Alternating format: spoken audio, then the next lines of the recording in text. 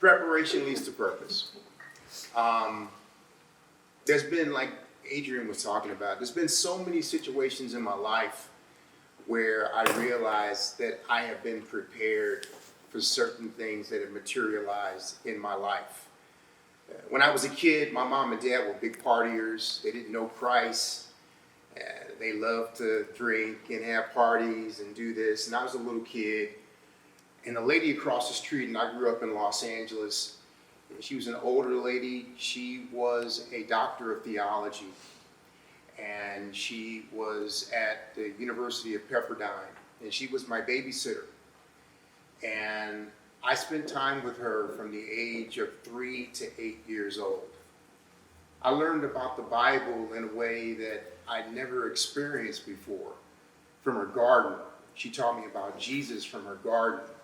She taught me about stuff that literally I couldn't understand in the Word, but I can understand in a way that was very practical. And she taught me that. And I remember as I grew up, there was so much that I learned from being with Mrs. Stivers that changed my life.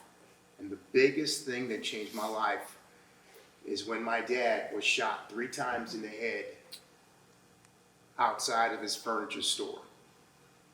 And they were saying that he wasn't going to live. I was 16 years old then. My parents hadn't still accepted Christ.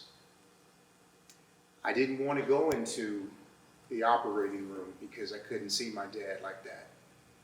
A nurse came down and I was in the waiting room and she said, "Are you C.J. Jackson?" And I said, "Yeah."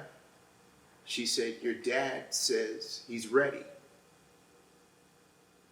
I said, "Okay. Ready for what?" She said, "I don't know."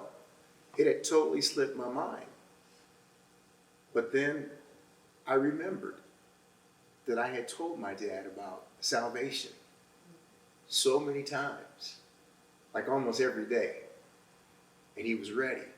He was ready for salvation. And I remember walking into the room. My whole family was there. The whole family was there. My mom was there. My aunts were there. And they all accepted Christ. Not just my dad. Everybody accepted Christ. And I knew at that moment that there was something different about me. I knew it. And I've always have known it because I was prepared for purpose.